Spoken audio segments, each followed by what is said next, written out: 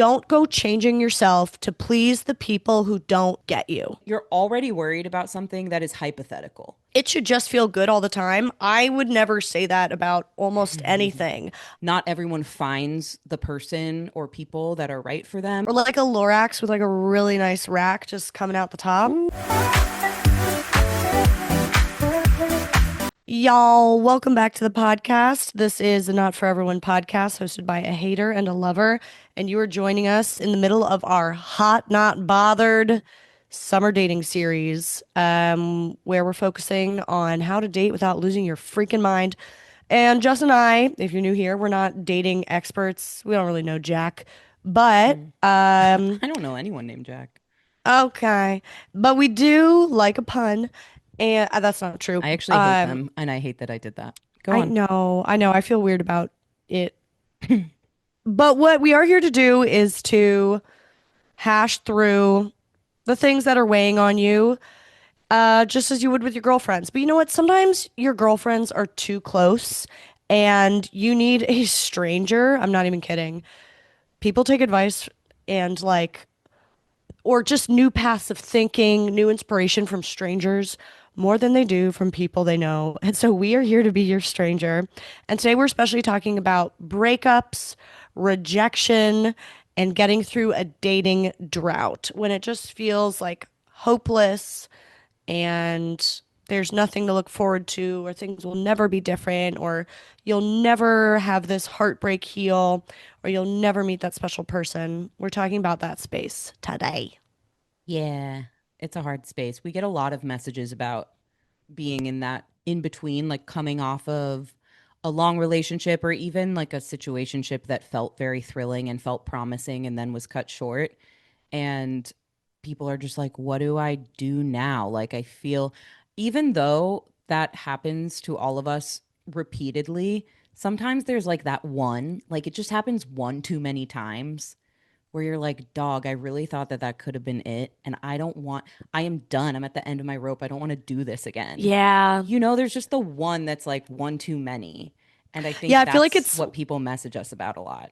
if it hits you at the wrong time too, where you were like, I just bolstered myself back up, or like maybe I was trying this new approach in dating and that failed too. Well, fuck this. I've True. tried everything I can think of, so I guess I would be alone forever. Yeah. Yeah, that's how I felt that way a lot. We have a Yeah. message that's super relevant to that if we want to just get right into it. Do Yeah, you? put me in the dirty nasty. I will Okay. say I'm a little sick if my voice is annoying you, I apologize, but we're here on a mission. We are. And I'm going to make you read the what to do that you have in your text right now. Even Oh, though your voice is strained, read it to us anyway. You actually sound really like cozy. hot. Yeah. Okay. Okay. Coziness and hotness are this like really similar to me personally. Okay. Yeah. Okay, I'm weeding it. Okay, our first listener submission was submitted by a kook who says, hey guys, I love listening to you sharing your experiences about dating, trauma, hardship, unhealthy relationships, blah, blah, blah. It is healing and inspirational and smoochies for my soul. Adorable. Here's my question. As you were both sharing experiences of trauma or hardship after an unhealthy relationship, what was your outlook on dating like over time? AKA, did either of you ever have the mindset of, fuck it, I'll never date again? I am so, so close to ending a long married relationship. I'm assuming that means a marriage. I'm not, I've never heard someone refer to it as a married relationship. I'm assuming she means a marriage. I am so, so close to ending a long married relationship that's toxic and hurtful and unbalanced. And it just has not changed for years. He is working on his health and blah, blah, blah.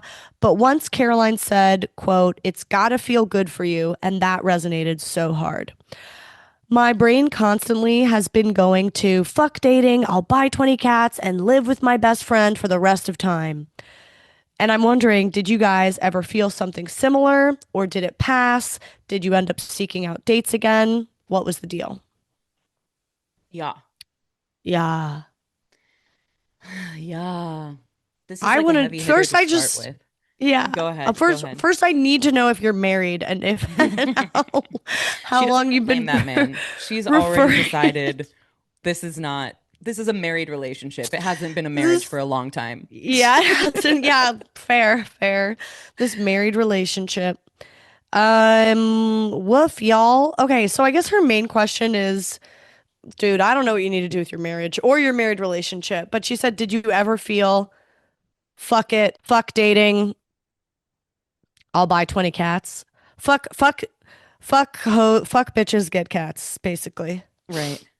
I Yeah. never felt that I was going to buy 20 cats. I'd like to start there. I've never Okay. had that thought. That's never crossed my mind. It will never Okay. cross my mind. Okay. Um, I feel like I have definitely had those times though where it's like maybe I'm just not meant to find someone. Like maybe not everyone has a match, or I don't really believe in soulmates, but like not everyone finds the person or people that are right for them, and maybe I'm just one of those people who's just not meant to find mine, and I'll just do other stuff with my life. I've definitely felt that way before when I was single and just feeling like I'm kind of at the end of my rope. Like I've tried everything. I've tried dating my type. I've tried dating outside my type. I've tried dating intentionally. I've tried just having fun. I've tried being the chill girl. I've tried being myself, not the chill girl. Like I've tried every angle of this, and Relatable. I cannot figure out. Honestly, for me, it wasn't even like finding people that I liked or that I felt there was potential with. Um, it was like finding somebody who felt the same about me, like finding somebody who would stay. And that created a very sad narrative in my head for a long time of like, oh, nobody wants me. Nobody will stay for me. I'm willing to stay. I'm willing to like work it out through hard stuff, and it feels like nobody else wants to do that or to do it with me. And then you hear about married relationships that have toxicity and hurt and imbalance, and where somebody keeps saying they're going to change and they never do, and where the other person doesn't feel good at all anymore, and you're like, okay, well, I don't want that, so I guess it's okay for me to wait and maybe never find it if the alternative is to just end up in something like that. So I think the first thing that I would say to this person is like, you're leaving something that seems really draining to you, really toxic, really unhealthy, and like it's been wearing away at you for a really long time. Good for you for figuring out that that was not the right place for you anymore. And like, I don't know, I don't think you have to be thinking about dating quite yet. Like, I think you can just be like, let me like process that, because I think if you Oh my do, God. then Yeah. you'll come back to the thought of dating later, and you'll have more hope and you'll have more positivity and you'll feel like yourself again, and you'll be able to enter the dating world with a renewed outlook. And like, I don't think you can do that right now. You're still in this marriage. Like, you're still That's what with I this was saying. person. I think Yeah. everyone, I totally relate to that feeling. Why is there hair on my, okay. I totally relate to that feeling of being like dating a bunch of people and nothing's working out and I'm trying different things. I'm trying to learn and improve and show up in different ways and grow and open and take risks, la la la. And it's not going well. But she's just been with one guy for Yeah. years, apparently. So I know you're not tired of dating because you haven't been doing it. Right. So you're not burnt out of dating. It sounds like by your own word, you've just been with one person forever. It sounds like you're burnt out of this relationship. And it sounds like you are not in the mood to date right now. So Yeah. like that's what I'm you're not tired of dating. You you do not have capacity to try doing it. So this isn't about for me what I hear is like this is not about you being like, oh, I can't, you're not tired of like the mismatch of people because you've really only tried one people. Right. And I know you meet, married or not, you meet lots of other people in life, but dating is a specific thing of like getting to know them in a deeper, intentional way when you're not in a committed relationship.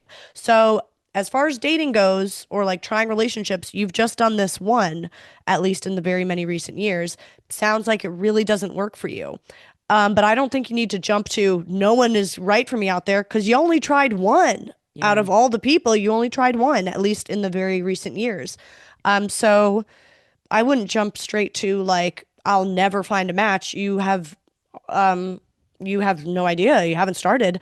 But it is fair to take that feeling and be like, oh, I'm feeling like fuck dating. I don't even want to date. I just want to hole up with cats and my best friend. That sounds like a great time to take time to yourself and not force yourself to date. Hmm. I would think it almost a waste of time. I would be very wary of someone just immediately dating out of coming out of a divorce or something. You can do it. It's not bad to do, but I feel like that's a certain process. And then they'll probably go and take some time to themselves and then date more intentionally afterwards. I wouldn't expect someone to come fresh out of divorce and immediately meet their next partner. I think the whole world would be fairly wary of that, and people do it, and people are wary of it. Yeah. But yeah, it sounds like you're so depleted by your married relationship that you don't even have hope at the idea of meeting other people, Hmm. let alone trying to do it. So I don't know. That was my takeaway. Yeah, I agree. That's astute. Like she's already tired of dating, but she hasn't been dating. But she hasn't done So, any of it. She hasn't right. even left her marriage yet. And it's like you're getting 10 steps ahead of yourself. Like you're psyching yourself out almost about like, "Oh, okay, I thought this person would be the one. They're not. And now I have to go out there and find it all over again." And maybe you dated a lot before you met your husband. I assume. Yeah, she said he. Um, so maybe you've like done that all before. Maybe you've had the trials and tribulations of dating in the past before you guys got married, and then this didn't work out and now you're like, "Oh, I have to do it all over again." I can get that. I can understand that. I can get that. I mean, I feel like when I ended a long relationship, like a 5-year relationship, not married, but still significant, it felt the same. Like, oh shoot, like it took me so long to find this person who I thought was my person, and we spent 5 years together and I thought that was going to be it. And now I'm going to have to do that all over again. I think that was my feeling in the first couple of months processing that breakup. But very quickly, once I kind of figured out, like, and really embraced and accepted, like, he wasn't the right person for me, I'm actually excited to date again. Like, I feel more myself than ever. And I feel like I can do it. Like, it became very easy. It's so interesting how like immediately after a breakup you can feel like, oh, I never want to date again. Like I'm so tired. And I just can't think of even like thinking of kissing somebody else or just Oh, being intimate and totally. close and opening up to someone Yeah. else, even if your partner sucked and even if you know that that was a bad relationship for you. It's still like so much mental processing to even Oh, think yeah. about like being with someone else again. At least it was for me. I didn't And even then want to one care about day, anyone. Forget about like going on bad dates. I didn't even want to meet the one. I was right, like, I do not have any capacity. I don't want to fucking learn about your family, care about your problems, get yeah, invested in your career trajectory. I do not, I do not have any capacity to deeply care and be cared for. Like, oh my God, just get the fuck off me, everything. That was the exactly. feeling. And then, Exactly. later, it's all I And then wanted. like Yeah. one day it changes and you're like, huh, maybe I will download the apps. Like, oh, Yeah. huh. Like, maybe that guy who was talking to me was actually flirting and it's okay for me to flirt back and that felt kind of good and whatever. It just starts to happen one day. Yeah, if Um, she was like immediately like chomping at the bit to go date while being in her marriage, I would I would probably be like I would think you should have left your marriage a while ago. I would mhm, think it's probably not great that that you still had your husband be in that marriage if that's the place you're in. Um, I would say like it should take time after you end that relationship for you to be emotionally open to a new relationship. Like yeah, if you yeah, were, it's almost near like emotional cheating kind of territory. It's okay that you can't fucking fathom it right now. right. Yeah, the other thing that's interesting is how she references like, I'll just buy 20 cats and live with my best friend. And it's like, yeah, sure, you could do that. But your best friend, I assume you've known for a long time and you've built trust with. And like, this is a person that really knows you intimately. And you can't expect that if and when you get back out into the dating world, that like that level of closeness is going to come so quickly. I feel like the two things she's comparing Yeah, to are that's a good a point. husband who has been in her life for a really long time, for better or worse, wrong person for her, fine, but it's still somebody who she's been comfortable with and known for a really long time. And her best friend, who similarly she's comfortable with and has known and has a built relationship with. It's like you can't compare these two significant relationships for So you true. to meeting somebody new and like being like, oh, well, if it wasn't one of these two who I already knew for a really long time, then fuck, it's Yeah. not going to be anyone. It's like, well, how did you had to build from somewhere with Oh, them. yeah. Unfortunately, you are going to have to build if you want a new long-term relationship in the future, you're going to have to build from zero again. And that's like you just can't compare it to those significant existing relationships that you have as easy as it is to say So like, true. oh, my best friend is it for me. Um, it's not Yeah, the same. she referenced what she says was a quote of mine, but I do not recognize this quote, and I don't I'm going to say if I said this, I don't stand by it, but I'm going to guess this is a misquote. So she kind of referenced me saying Caroline said it's got to feel good for you. Um I don't believe that. I mean, You've never felt I good think ever. I've never felt good ever, and I don't think anyone should ever feel good. No, I don't think I don't even know what that phrase means. Um, I do believe that a relationship overall should like you should feel like you make each other better versions of yourself. But I find it hard to believe that I said anything that simple, like it should feel good, because to me, I can't think of a single meaningful, nourishing thing in life that only ever feels good. Mm, Going to the gym lots of time doesn't feel good. Eating healthy lots of time doesn't feel good. Working, like getting to know a new friend, going out to happy hours or parties or friend dates with someone you don't really know. No, almost never want to do it. It's still really good for you and eventually it builds to something. Every single relationship, any relationship you'll ever be in romantically, the best ones will have periods where you're bored as fuck, where you wish this thing about them was different, where you bemoan how they don't match up this part of your personality. Sometimes you'll look at them and you'll feel like you hate them. Sometimes you'll have days where you wonder if you love them. That is par for the course with the best relationship because ideally you're together for decades and there's going to be a lot of colors in there. So to simplify things to be like, it should just feel good all the time. I would never say that about almost anything. I think that that is a really, if you think you'll only do things that feel good all the time, then you're going to miss out on a lot of meaningful relationships, friendships, jobs, any kind of achievement that takes discipline and commitment for the long term. Um, and it is hard to, like, of course, there is a line where a relationship is no longer good for you. And I do find that really hard to define. Like, what is the line? yeah. I did When hear you're one married friend, and you're like, you're supposed to be in it through everything with this person, but of which course is there's so still a line. dangerous. Right. Yes, But there is what a is it? line. Yeah. I wish it was easier. I wish I had fucking answers. I don't fucking know. I Yeah. did hear one friend say, and I thought this was great, that like, do you make each other better people than you are on your own? And I don't know if it's exactly what I would say, but I can't think of anything that really disproves it. Like I think that's a pretty good one.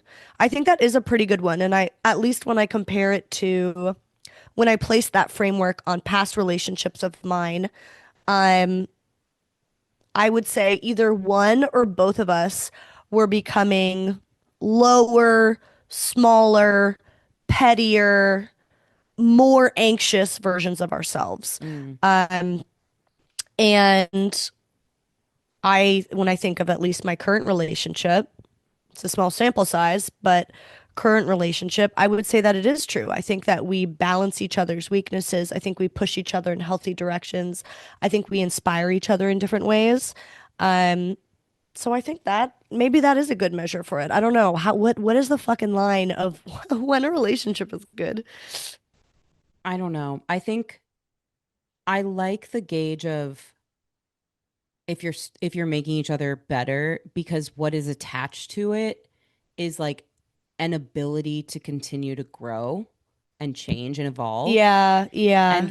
I think that's a really important piece of it to me, is like that, not only that we're kind of pushing each other to pursue the things we want to pursue, or do good things for ourselves, or do good things for the world or our relationships or whatever it is, but also that if something's wrong, if we're dealing with something hard, if somebody is hurt and the other person played a role in that, then there's an openness and an aptitude for like, oh, I need to work on this for you, for us. Like, I need to better myself, or I need to, you know, stop this bad habit, or stop speaking to you in this way, or be more mindful of this habit around the house, whatever it is. I can't think of great examples right now, but like being able to hear feedback about yourself almost, and hear it as like the person I love and have committed to is raising this to me as something that matters to Yeah. them. And it doesn't mean I have to change who I am entirely, but I am willing to hear it and open to evolving to a place that could be better for both of us. Like, that's what I think. I think that's a lot of what's like embedded within making each other better people, is also like being able to adjust and adapt and continue to grow with each other, for each other, motivated by each other. Um, and that's why it's funny, like the listener didn't say exactly what the deal is with her husband. She just referenced words like toxic and hurtful, unbalanced. And then she said, he's not changing. He hasn't changed for years, but he's now working on his health, blah, blah, blah. So there's something in there about, maybe he's like not living a healthy lifestyle, and that's really bothered her. And um, I feel like it's interesting.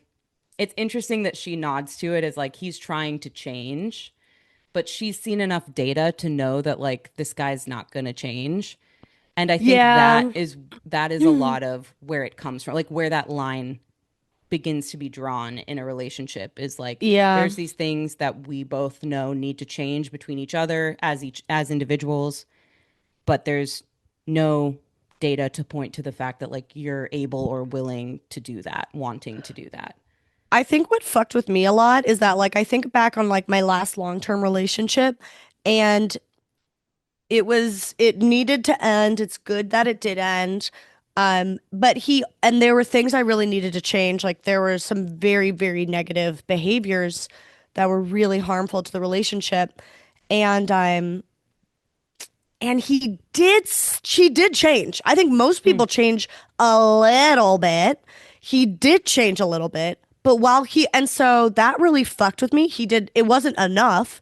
The themes that were an issue at the beginning of the relationship were still a fucking issue 6 years later, but they did change because we got right. older. We went from, I was probably 23 when we met to 29. Like he did change. And that kind of kept me in it because I was like, well, it's not like it used to be. And this problem looks different than it used to be. But in the meantime, guess who else was fucking changing? Me. Yeah. We were both like people mature, in your 20s, hopefully in your 30s. Hopefully you keep changing throughout life. But like, say he was changing and evolving his issues at like a 5% rate of change. And meanwhile, like, whatever you want to call that, emotional growth, maturing, spiritual growth, whatever it is. Maybe his rate of change was like 5%.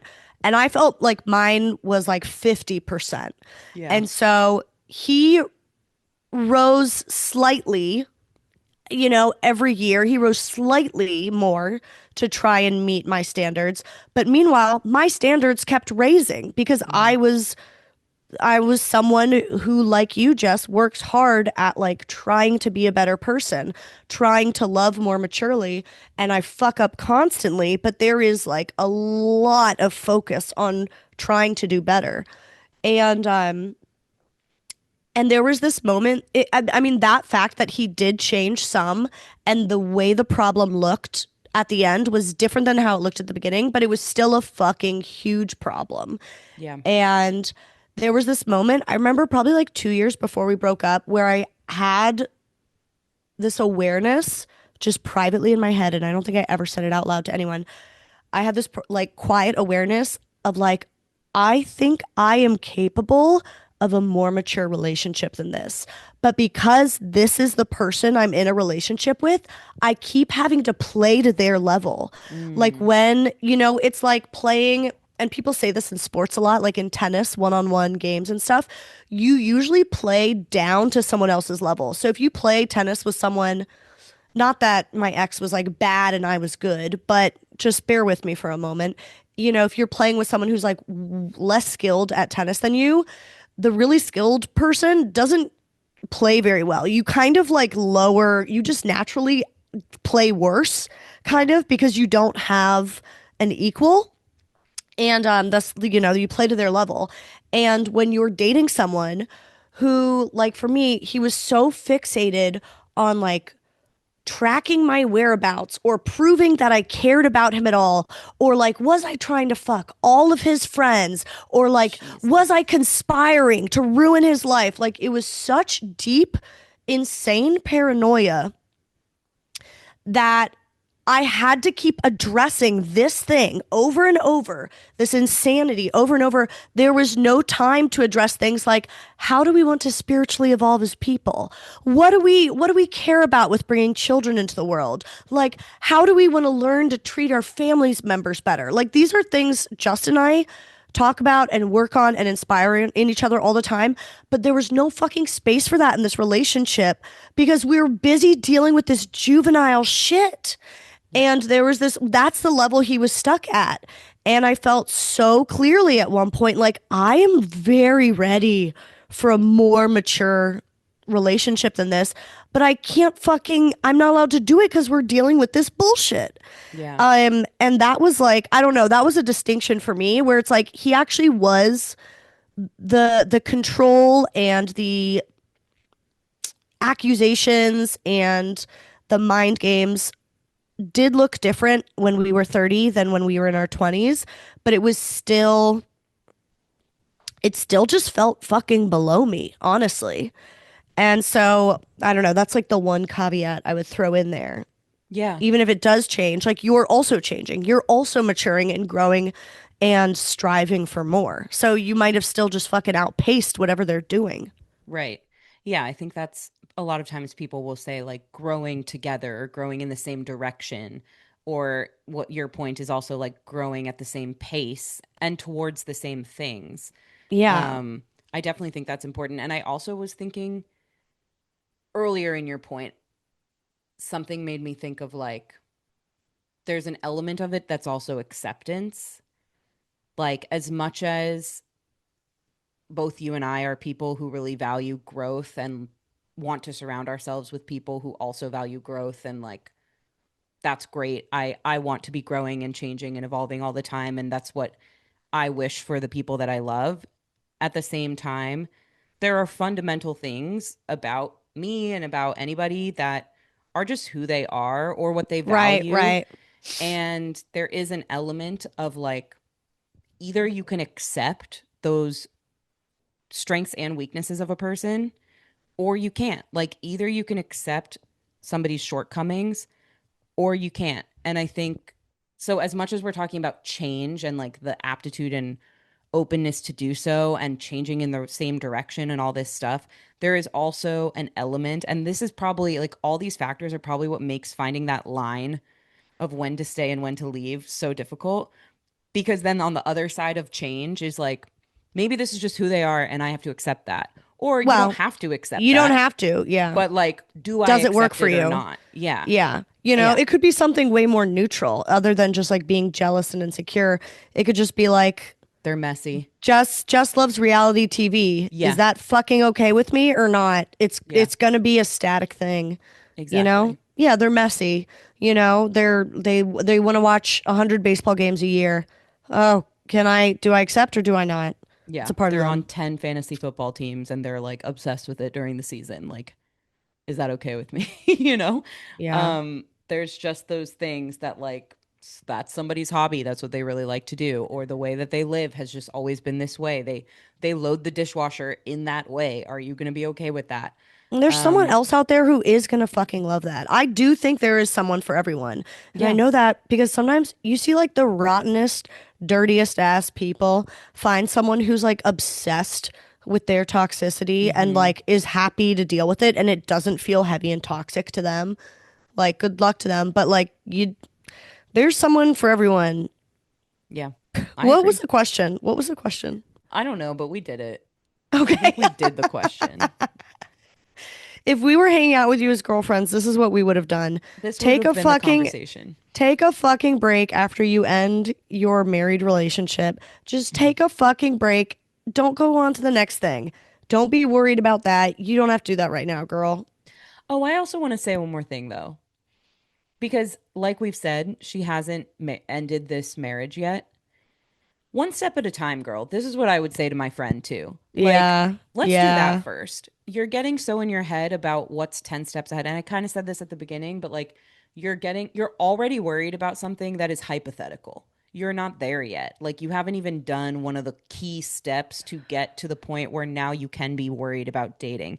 And if you're allowing that to actually delay you in ending your marriage, like if you're considering, should I end my marriage or not? What are the pros and cons? Okay, one of the cons is that I'm like not interested in dating or I feel like I'm never going to find someone. That's not that shouldn't be in the equation because you will and you'll get there and that's like a later problem. So don't allow it to be in the mix while you're deciding and sounds like leaning towards but you haven't done it Yeah. yet whether to end your marriage. Focus on that and don't let these like hypothetical things that are fears that haven't you haven't even tested yet get in the way of doing the thing that like has been tested and you know needs to happen. You know what I'm saying? Yeah. Yeah, totally. Yeah. Separate, Okay. separate, separate missions. Separate missions. Yeah. Okay, here's another one. A listener wrote in, I'm in my early 30s and most of my friends are either married or have absolutely no interest in dating at all. I, however, I'm just stepping back into the dating field after healing from my divorce. We love that. She healed. For reference, I married the first boy I ever dated, so dating still feels really new and scary to me. I'm finding a lack of interest and support from my friend group, and only nosy curiosity from my family about my dating life.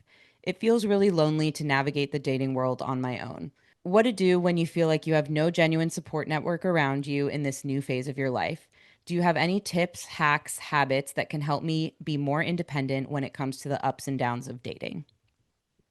I'm so fucking disappointed for this person that their friends don't take an interest. Yeah. What the Your fuck is friend is that? getting a divorce from the first person she ever dated, and then she went on to marry him, and now they're getting divorced, and you don't care and you don't want to support her and show up for that. That's like a big fucking deal. Yeah, Yeah. that is a bummer. That is important to acknowledge. Yeah, what is that? I mean, I do think it's really important. It's not imperative, but gosh, it is so nice to have even one person who is also dating or one person Hmm. who's even just single to talk about some of those things with because, the more distance you have from it, the harder it is to be in touch with what it feels like, I Yeah. think. Yeah, to be yearning or to be lonely or to, when people get into a relationship, they take on different stressors and different pains. You exchange pains and blah, blah, blah. But yeah, it's probably hard to remember what those ones are like. So I do want her to go find a single friend. Yeah. That's a good place to start. Like, can you find a friend who actually will go out with you, will talk to you about these things? Um, Maybe they're a little timid to do so at first. Like she says that she has some single friends, but they have no interest in dating. Like, why did these people get so locked? Maybe they felt lonely when they were trying to date, and all the rest of the friends, including you, were in marriages.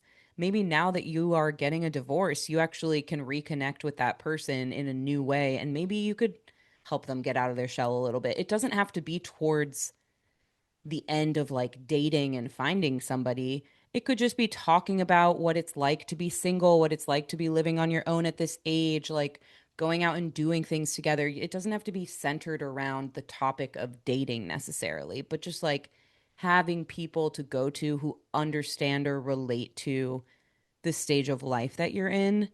I do think that's really helpful. I have this is like a side comment, but this weekend, next on Friday, my best friend Akayate and I and one of our other friends, Corey, are going out. And Akayate, her nickname's Kai. I've referenced her a bunch. I don't know why I'm like explaining this. Kai is single. Corey and I are in relationships, and we're specifically going out for like a wingman Kai night. We've never done this before, so I can report back if it's like successful at all or just fun. The success is just that the three of us have fun together. But a bonus would be like, I don't know, we wingman Kai and she like gets a number or something and or gives a number.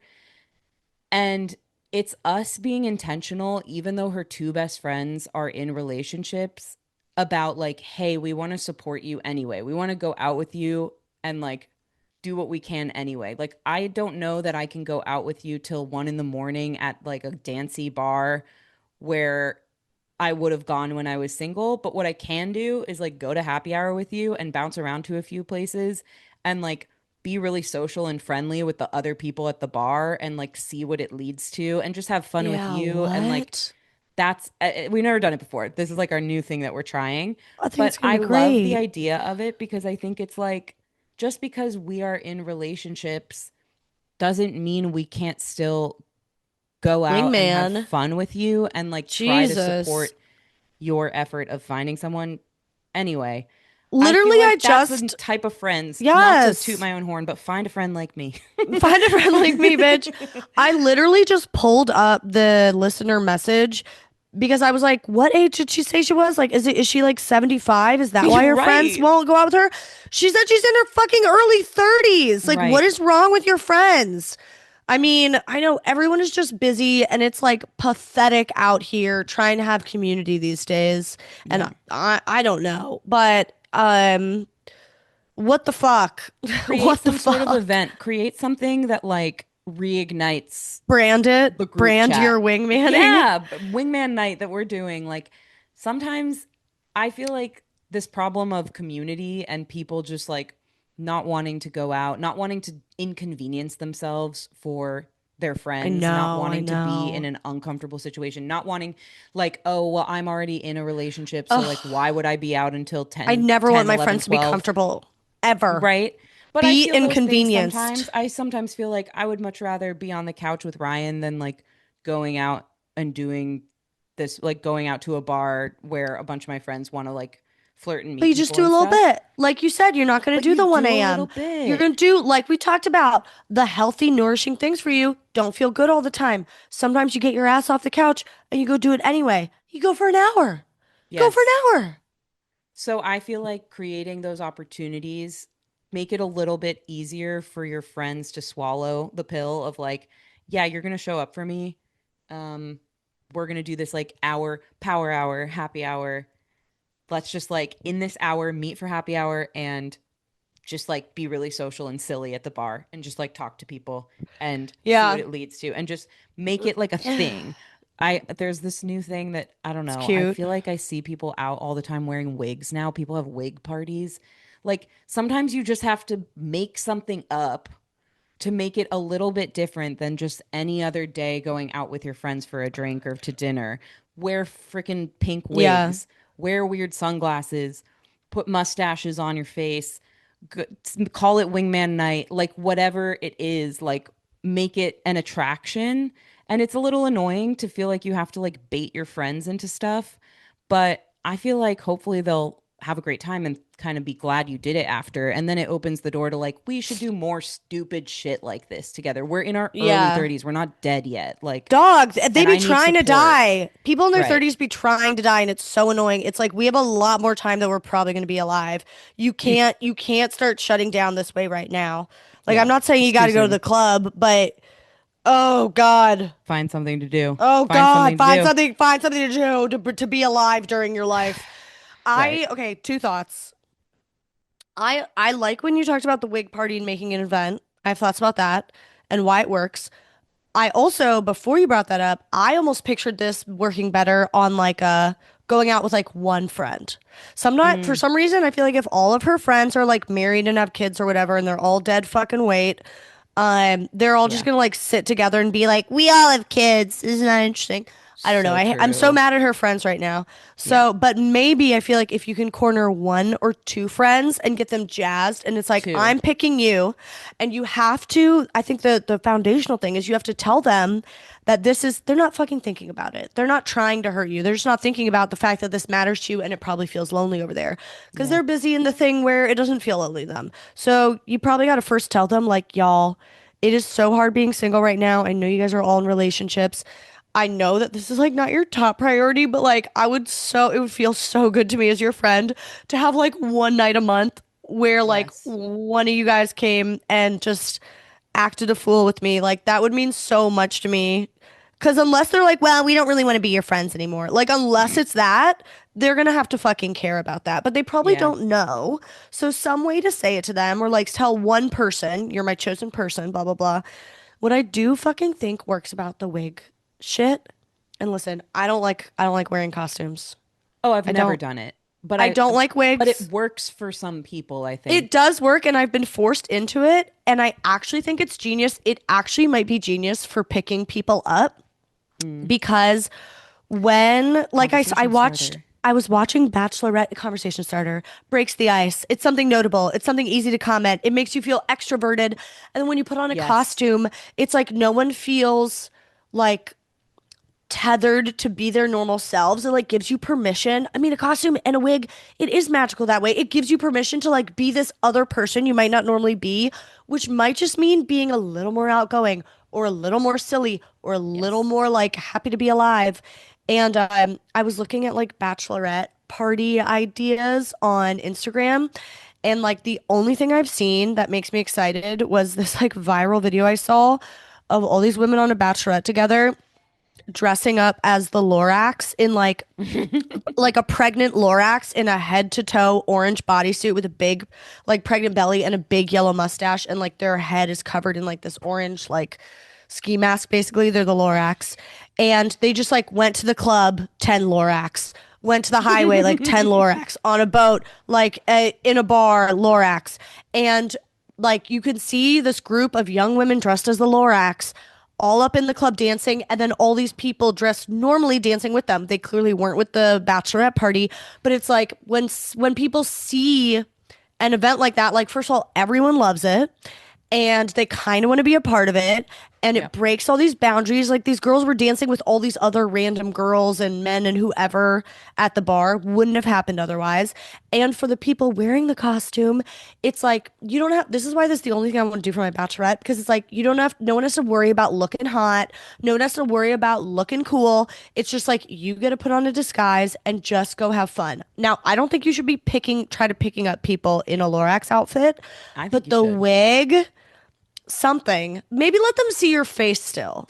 Yeah, yeah, yeah. Sure. Yeah, Or let just them see like your face still show because them a that picture of matters. you on your phone. Be like, I know I'm the Lorax right now, but like look at what I Look at usually what I'm look regular like. like. I'm gonna But I'm say also a cool person who's wearing a Lorax costume right now. So like you want this for both reasons. I'm gonna say let them see your face Okay, fine. and maybe your tits, Oh, but in the that's it. just cut like in the Yes, Mean Girls where she cuts the two holes yes. over her boobs, Or just can cut you that imagine? into your Yeah, Lorax costume. or like a Lorax with like a really nice rack just coming out the top. Ooh, Can you even Lorax. imagine?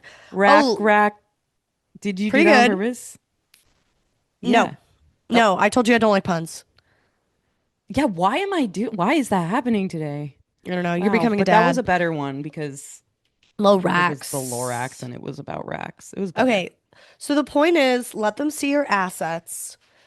Yeah, just make it fun. And it does suck Make that it you have to like fun. work hard to like brand friendship, Yeah. but I've done the same. I like brainstorm with Jess because Jess is so good at this shit. And I like have to brainstorm with Jess, like how to get my friends together to do XYZ.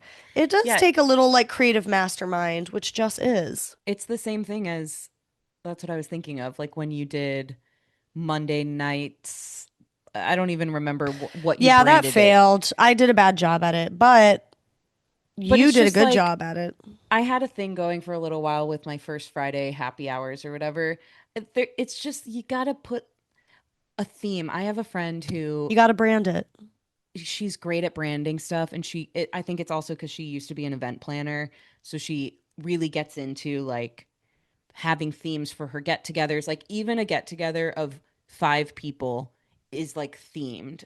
Not overly done. It's not Yeah. like I have to buy a costume for every party that she has, but I'm going to go to her house and she's going to have done it up. She's going to have put out really nice drinks and platters with a theme and like decorations. She had a birthday party and like just randomly made it hot dog themed just because hot dogs, like, Oh my period. God. What does that And even mean if it's hot dog themed? What does that possibly mean other than serving hot dogs? there were hot dogs to eat, but it was also like she took over a section of a bar and she just put up like streamers that had hot dogs all over them. And the That's cake was shaped like hilarious. a hot dog. And it was just fucking random, but it made it Wow. a little bit more fun and special and conversation startery because it was a lot of different friends who don't all know each other. But the fact that we could react to like the hot dog The decor hot and dog how hard cake? she went into it That's was a crazy. thing. So this is a hack. It's not even for just if you're single and trying to get your friends to go out with you or show interest in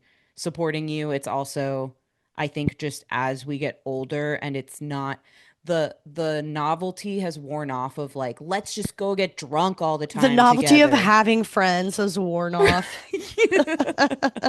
You gotta like reel them in, unfortunately, but Yeah, it you gotta works. re-seduce your partner, to keep the spark Yeah. alive. Like, put on that sexy lingerie, which is a cake that is shaped like a hot dog, and tell your friends to come over.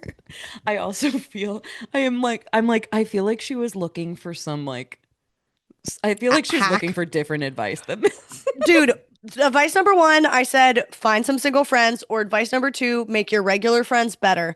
They probably don't know that this is a need for you. I bet you have Yeah. not said it.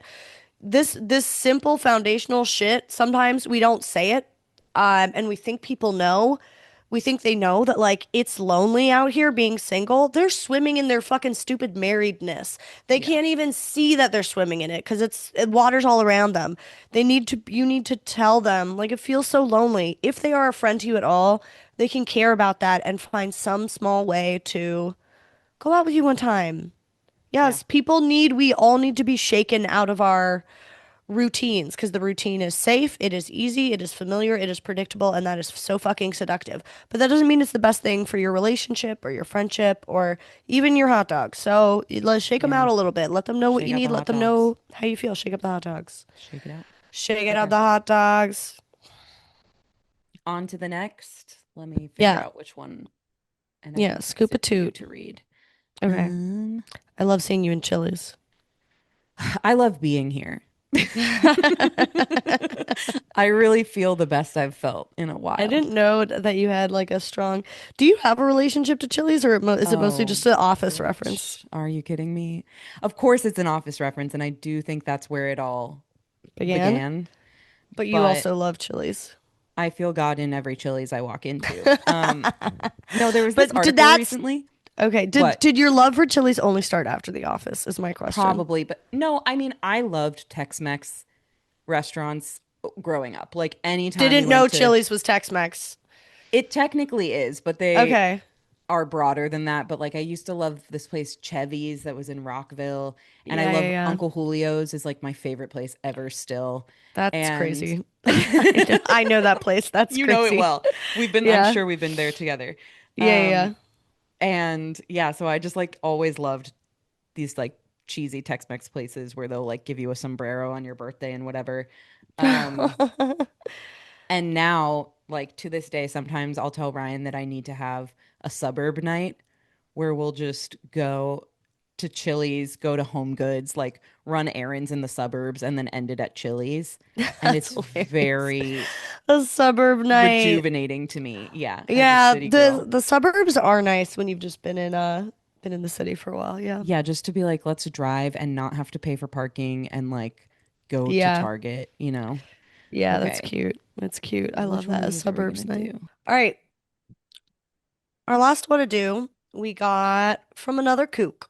And he writes, so I'd love to hear your wise perspectives on this. For context, I'm a gay man.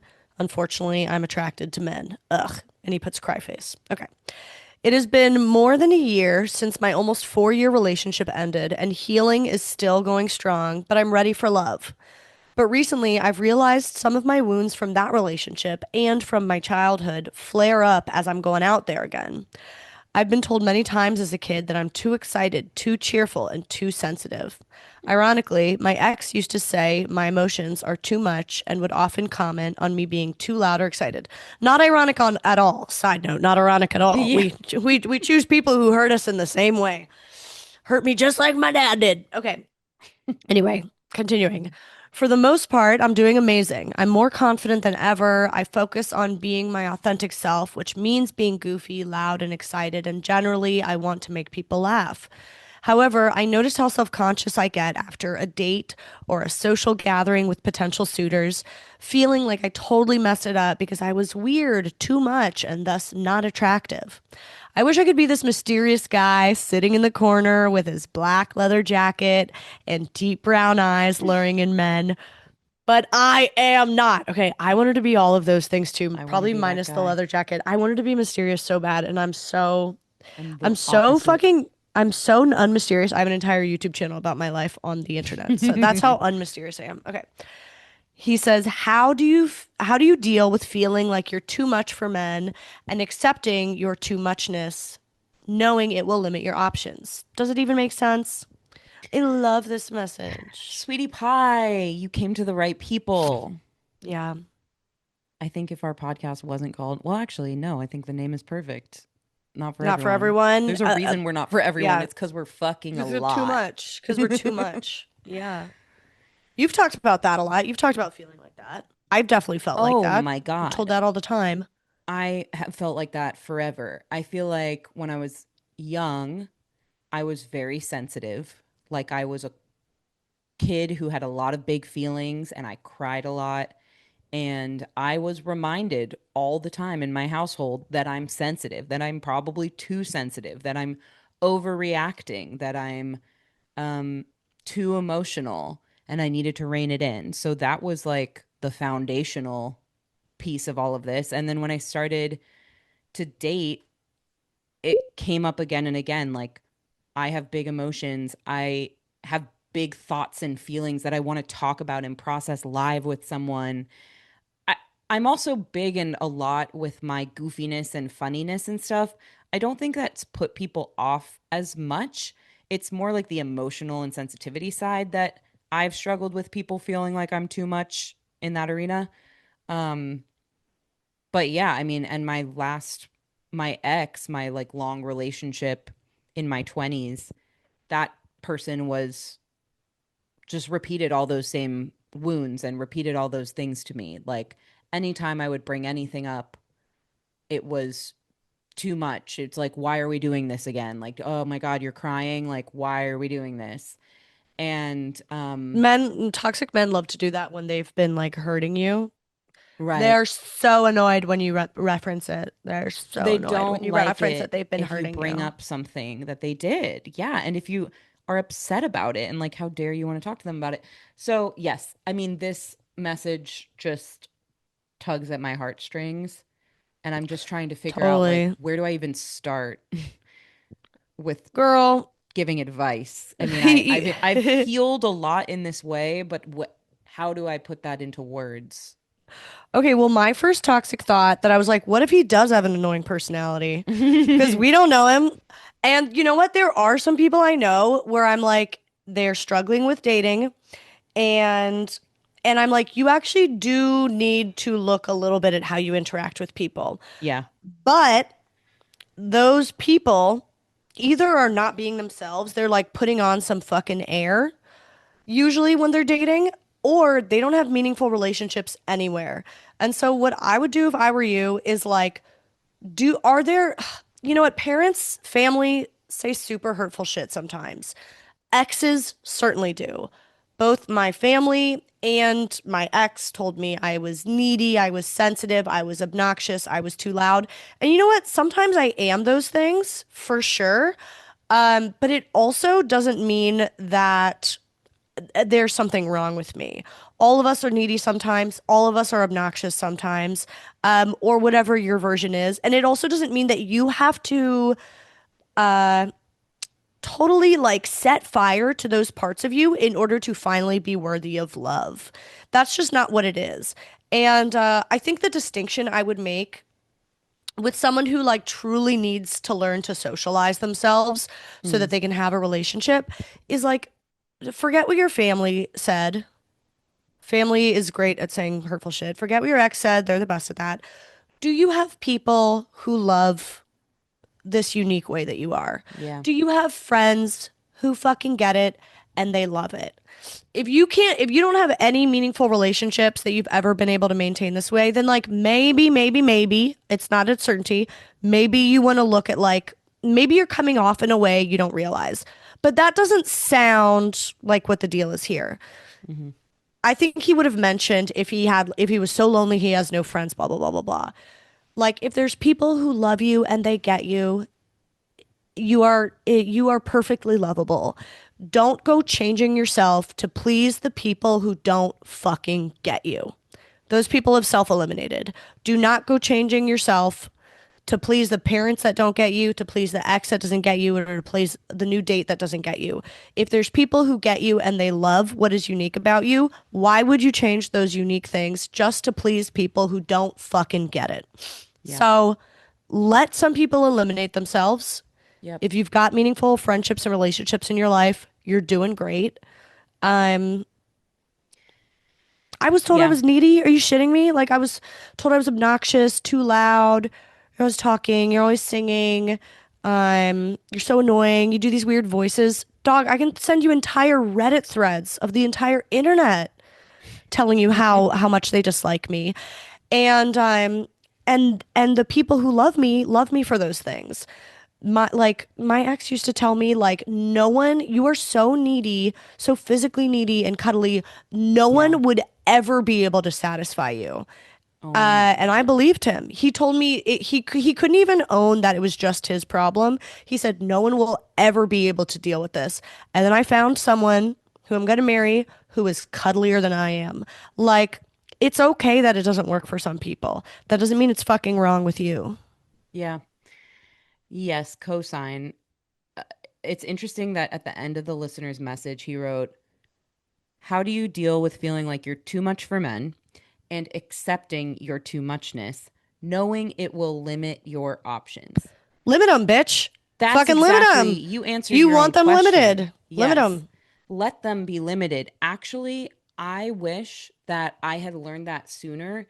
It's amazing for those people to self eliminate. Like, I wish that I had clocked the little signals that different people would feed to me and show me and demonstrate while I was dating them that indicated that they weren't on my level. They didn't like my big emotions. They didn't like my big personality.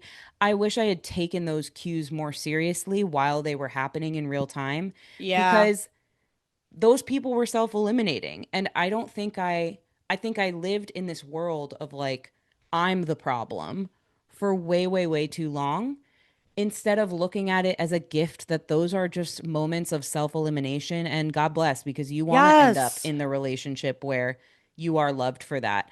I remember one time talking to Ryan early in dating him about this complex of mine, like this feeling that I am too much and this fear that nobody will accept me for that and love me for that. And it was so funny because no one has ever done this before and it was the perfect thing for him to do.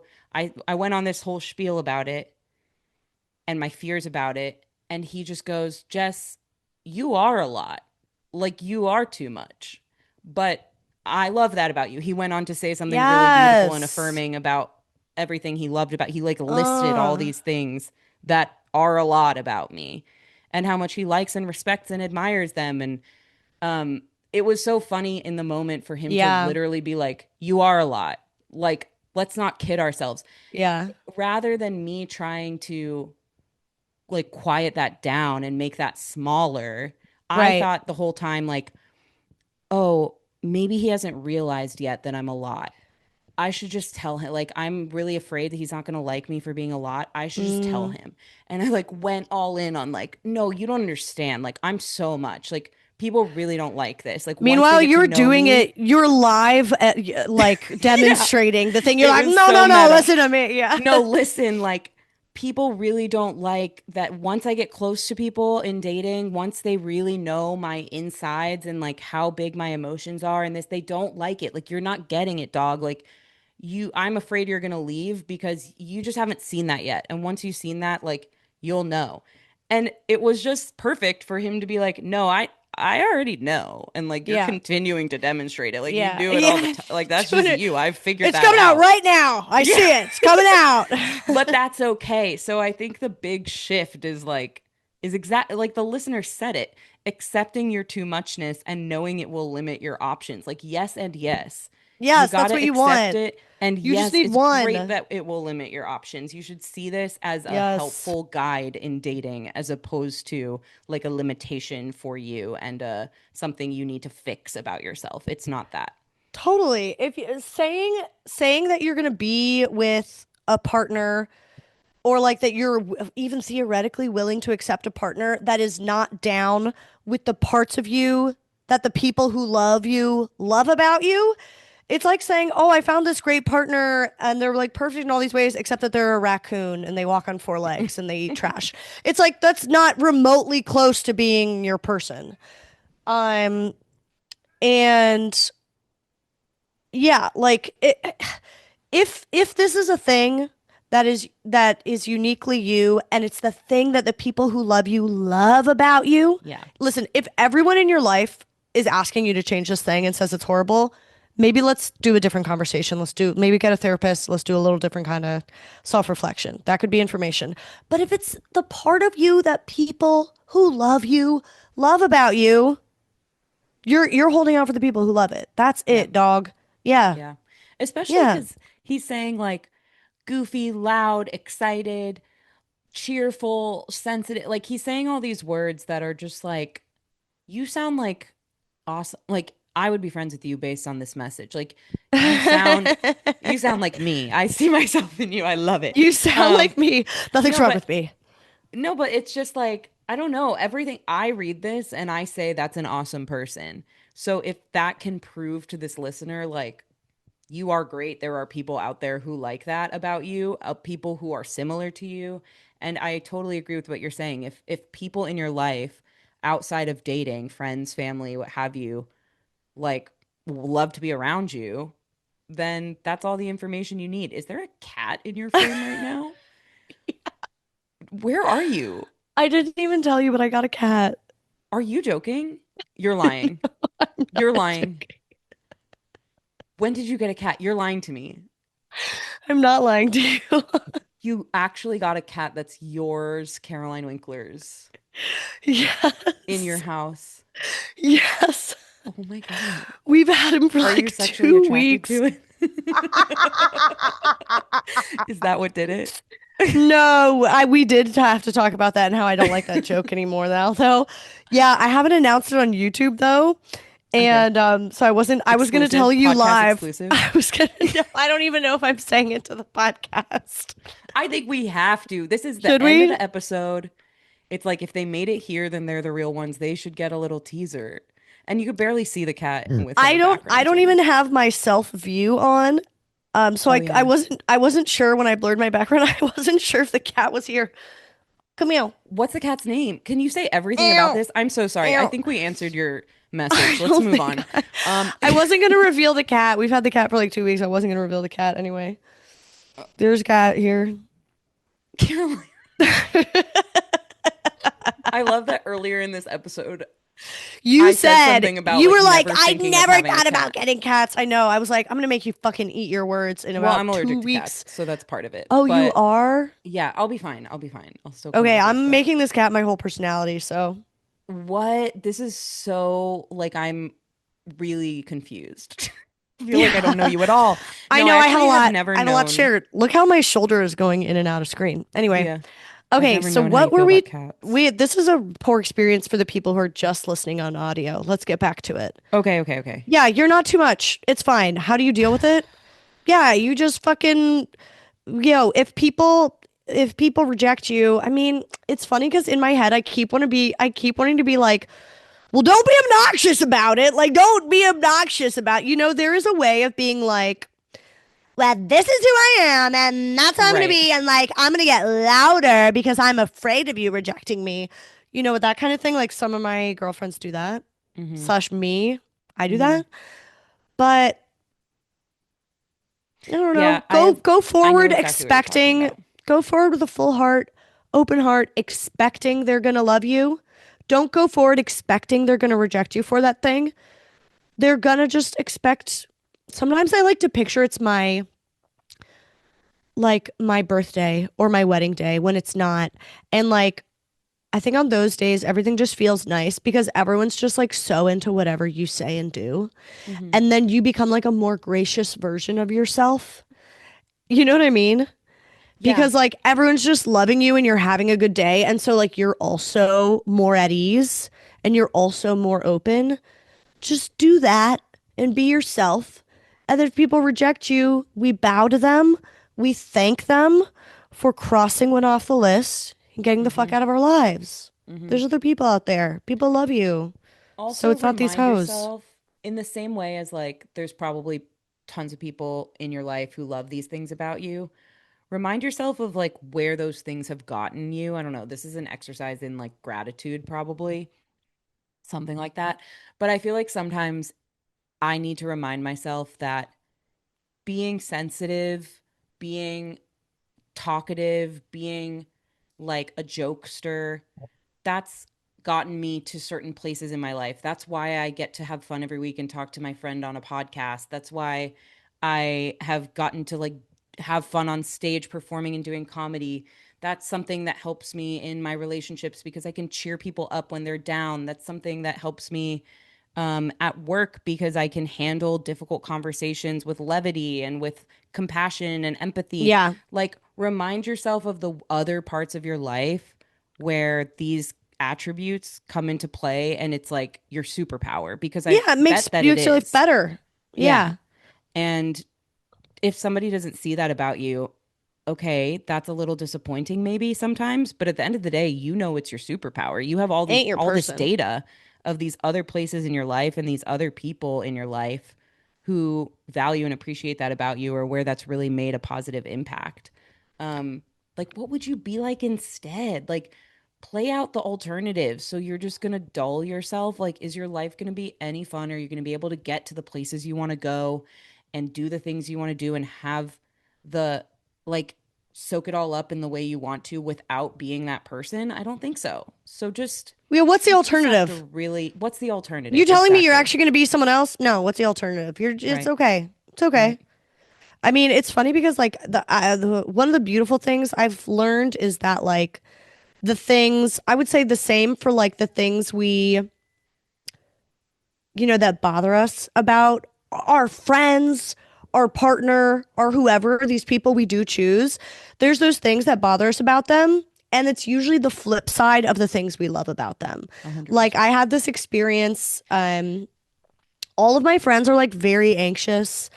And sometimes they're so anxious that like we can't get shit done. And Mm. I kind of become like this bulldozer because I'm anxious too, but I'm maybe less anxious than them in certain ways. And so I'm just like, let's just fucking do shit. Like, let's stop asking everybody how everybody's feeling. Let's just go do something fun. You know what I mean? And Yeah. sometimes I'm like, God, everyone's so polite. Everyone's so concerned with each other's feelings. Oh, like we can't get anything done here. And then I interacted with some other like more distant friend that I don't talk to all the time. And they just did something that was like very them, very on brand, and very just like chill and like inconsiderate essentially, Mm. and was very them and happens all the time with them. And I was like, God, this would never happen with my Yep. gals who are my anxious friends. And it was in that moment I was like, yes, sometimes it's annoying that they're all so anxious, but so am I. And that high anxiety is also what I love about them because it means they are really considerate of each other. They really work hard Yeah. at their friendships and like to do their part and to check in and to pay attention to feelings. Like the anxiety is the same as the consideration with my girlfriends. It's actually why I fucking love them. And it's why that other friend isn't a very close friend. Yeah. And it's the same with our partners. Like you will find the person who loves that fun, goofy clown side of you, and little do they know they're gonna hate something on the flip side of it too, and that's just what a relationship is. Okay? Yep. Yep. I don't know if that was a really good point, but I did think it was It was a fun to talk really good about. point. You had a great time. No, it was a great point. I totally agree. I think a lot of the times the things that attract us to people end up being things that really annoy us about them. You chose this. You chose this about. I think it's true for partners, you Yeah, know. 100%. But you do have to keep in perspective, like, no, this is actually a thing I appreciate that about them. On a day when I'm already annoyed because I had a long day at work and I just want to like make a plan and meet up with my friends and not, over stress about every little detail and how everyone's feeling. Yeah, it's gonna bug me. But at the end of the day, the best of this quality is like way more worth having Yeah. than whatever's on the other side of it. I totally You'll agree. find that person. You'll find that person. I Hmm. think we're done. We're done. I need to Oh hear my everything about your God. cat offline. What? Okay, yeah. I was Shall saying we? this is the end of Hot Not Bothered. Oh my gosh, we did this. We This did was a this. cute idea. I'm This glad we was a did cute of it. us to do. This was a cute thing that we did.